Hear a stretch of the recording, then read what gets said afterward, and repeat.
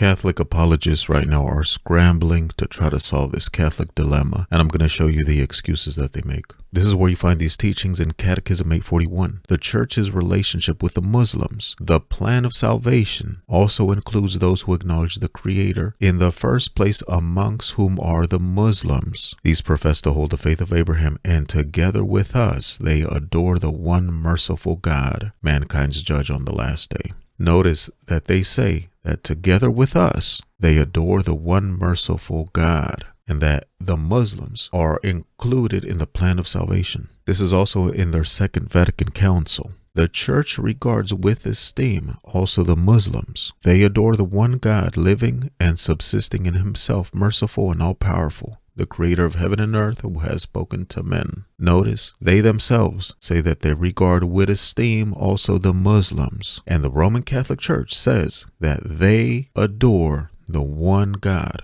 Though they do not acknowledge Jesus as God, they revere him as a prophet. They also honor Mary, his virgin mother. This is also included in Lumen Gentium. But the plan of salvation also includes those who acknowledge the Creator. In the first place among these, there are the Muslims, who, professing to hold the faith of Abraham, along with us, adore the one merciful God, who on the last day will judge mankind. And also in the Dicastery for Interreligious Dialogue, which was previously named the Pontifical Council for Interreligious Dialogue, which was erected by Paul VI, it says, "Dear Muslim brothers and sisters," they say this is a unique opportunity to walk side by side, Christians and Muslims, in a common process of purification, prayer, and charity. Later it says, "Do we want to be simple co-workers for a better world, or genuine brothers and sisters, bearing common witness to God's friendship with all humanity?" Then it says, "Ramadan appears to us Catholics as a school of inner transformation. For you, dear Muslim friends, hope is nourished by trust in divine mercy, which forgives and guides. For as Christians, it is grounded in the certainty that God's love is stronger than all trials and obstacles." Then later it says, "Our challenge is to build, through dialogue, a common future founded on fraternity. May this feast be an occasion for fraternal encounters between Muslims and Christians, in which we can celebrate together God's goodness." Now let's see how these Catholic apologists deal with this.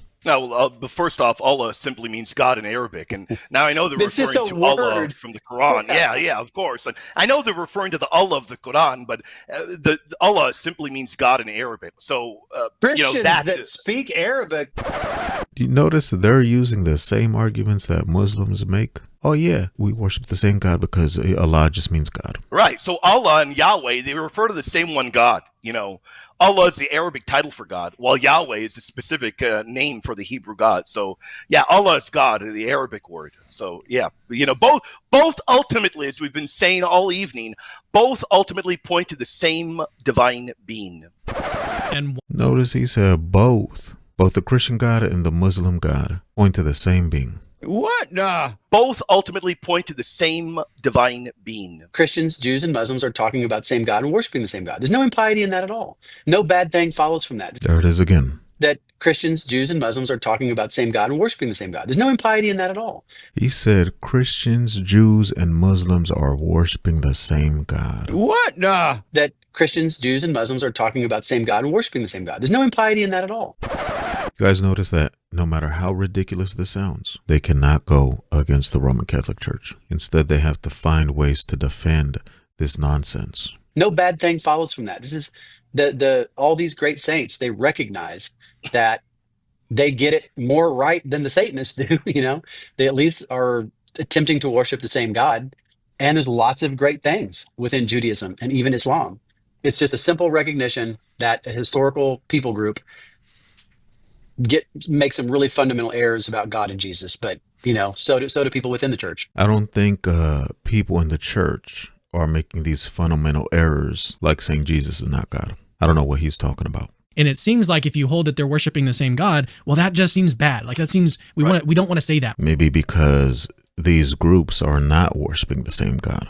Maybe that's why it sounds bad. Because it seems impious to say something like that. But then all you have to do is just clarify, well, no, what we're saying is it's the same being. They are wrong.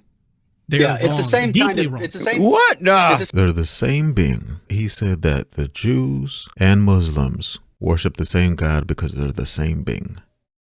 How does that work when the Jews and Muslims reject Jesus being God? How is that the same being?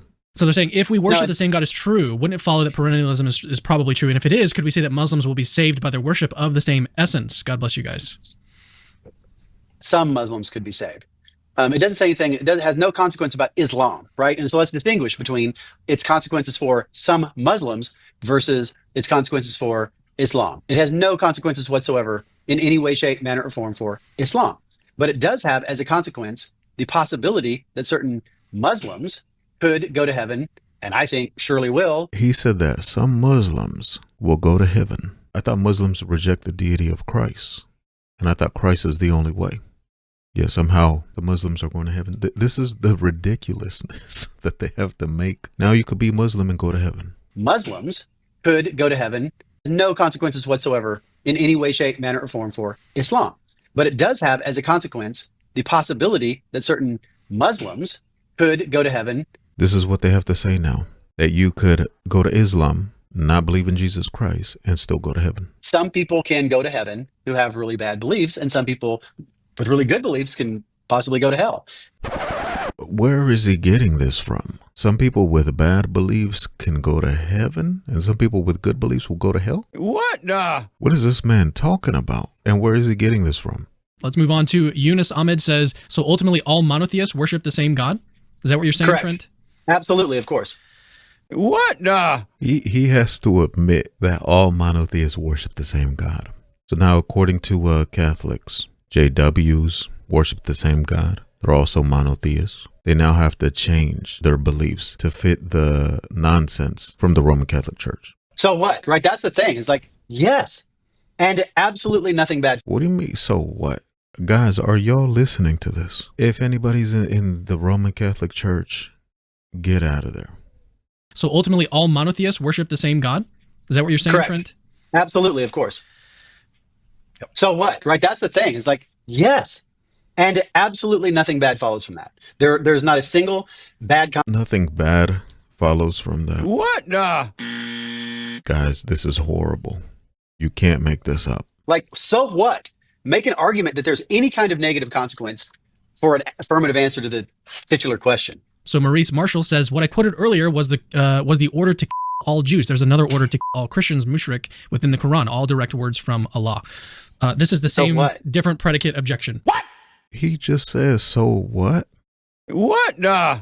So it doesn't matter that this is what their God teaches in their Quran. It is still the same God. Oh, Lord. Y'all can't make this up, man. For you guys Catholics that aren't blind to the BS, like, y'all got to wake up. You have to be seeing this. It's no different with the Mormons either. But that doesn't mean they don't. I mean, clearly they're talking about Jesus of Nazareth because he interacted with the old. He's read the Old Testament and then he said that the Mormons are clearly talking about Jesus of Nazareth. What? Nah. This is how far they have to stretch this now to say that, yes, the Mormons have the same God. They're talking about Jesus Christ of Nazareth. Guys, this is wild. This is getting ridiculous. It's no different with the Mormons either. I mean, clearly they're talking about Jesus of Nazareth. Clearly they're talking about Jesus of Nazareth, the Mormons. But it's still talking about the same guy. Just completely false that Jesus ever came to North America. It's talking about the same guy. No, it is not. The Mormons do not worship the same Jesus Christ I do. Absolutely not. The Quran is much, much better. When we say Muslims and Jews worship the same God, Muslims and Jews worship the same God. Guys, get out of Catholicism. This is your Catholic apologists trying to defend your church. when we say Muslims and Jews worship the same God, it doesn't mean the Quran is accepted as true divine revelation or that the Talmud is divinely inspired in the Christian sense. They have to say Muslims and Jews worship the same God because this is what the Roman Catholic Church teaches. There's no way to defend the writings that we read. There's no way to defend that. So they have to roll with it like if it's not even a bad thing. Guys, get out of the Roman Catholic Church. The Yahweh is monotheistic. Islam is monotheistic. Therefore, Islam has Yahweh. This is your quantifier shift fallacy. Is Allah Yahweh?